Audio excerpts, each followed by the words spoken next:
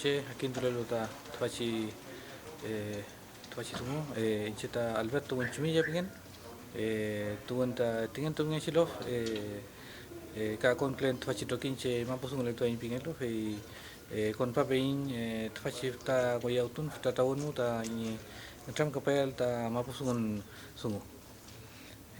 Bueno, mi nombre es Alberto Buenchumilla, pertenezco a la organización Mapuzung Letoain y vengo de una comunidad que se llama Ayirento. Yo estuve participando en la mesa de Mapuzungún, en la que abordamos un poco haciendo un análisis de la situación actual del Mapuzungún y las proyecciones de cómo podemos revertir el proceso de pérdida que está teniendo el Mapuzungún actualmente.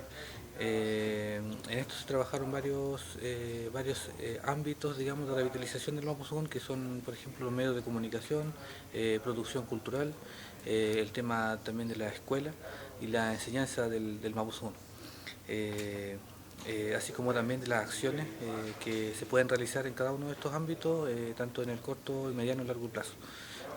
Salieron muchas ideas, pero sobre todo también enfatizar la estrategia efectivas, digamos, que pueden permitir la revitalización del Mapuzungún, y en esto acordamos principalmente que tiene que ser la inversión en Mapuzungún y que el Mapuzungún recupere nuevamente espacios hegemónicos, por ejemplo en la escuela, que se aplique la inversión en el Mapuzungún, que todas las asignaturas se enseñen íntegramente en Mapuzungún, y eso tiene que ser una proyección a largo plazo para que se logre concretar, digamos.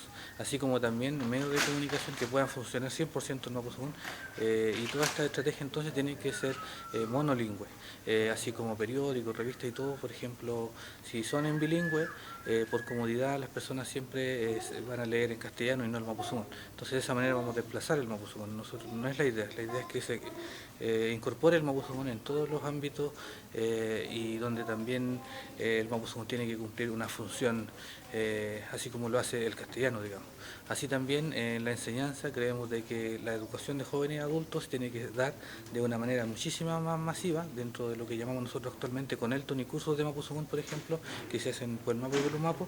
Se tiene que dar de manera masiva, de tal manera que se puedan ir generando miles de nuevos hablantes de aquí a largo plazo, digamos, para realmente revertir el proceso de pérdida, porque para eso se tiene que tener nuevos hablantes, y a través de la estrategia de educación de adultos se puede lograr eso, y también con nuevos hablantes también se puede trabajar otras estrategias.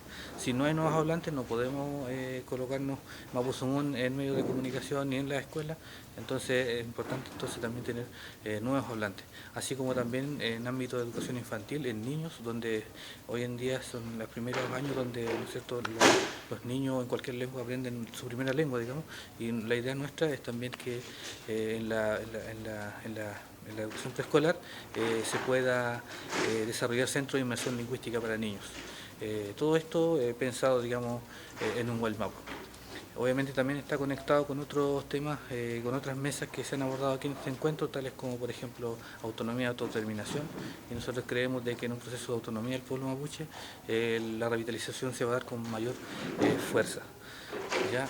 Pero se requiere la voluntad de todos los habitantes del Gualmapu, tanto mapuches como chilenos, puesto de que se requiere de un gran esfuerzo. Sin eso, por más que tengamos autonomía, la autonomía no es garantía de una revitalización.